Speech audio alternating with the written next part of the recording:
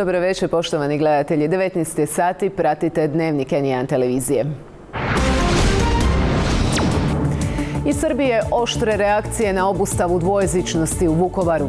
Hrvatske institucije uglavnom šute.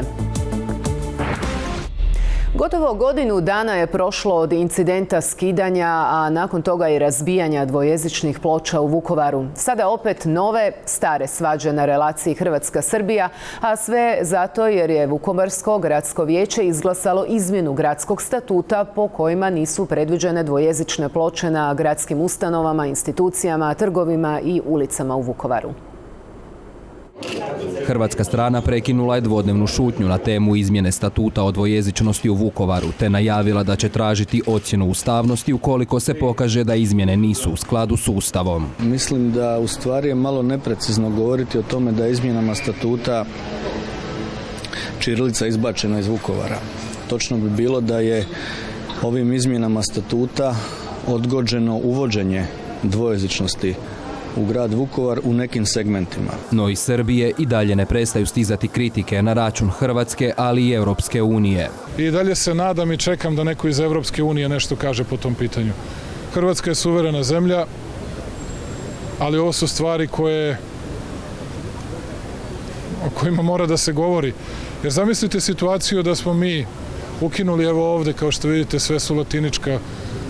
sve latiničko pismo korišćeno, pa da kažemo ukidamo u Beogradu latinicu ili ukidamo u Subotici latinicu. Pa slušajte, to bi bio skandal svetskih razmjera. Davno sam se prestao brinuti zbog toga što Srbija misli o nama. Po tom pitanju Hrvatska, ali i Europa dijele zajednički stav da je problem ćirilice u Vukovaru hrvatsko unutarnje pitanje koje trebaju riješiti hrvatske institucije.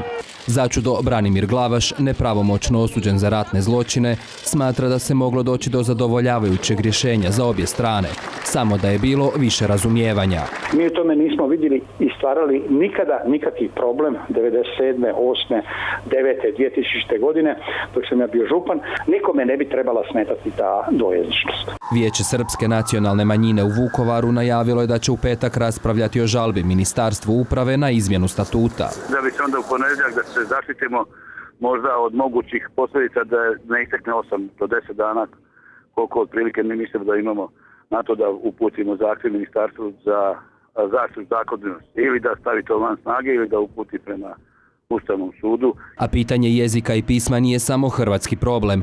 Čim se prijeđe granica Bosne i Hercegovine na ulazu u Republiku Srpsku strada latinica, baš kao i ćirilica na prolazu kroz Neum. Marko Hadžur, N1 Zagreb.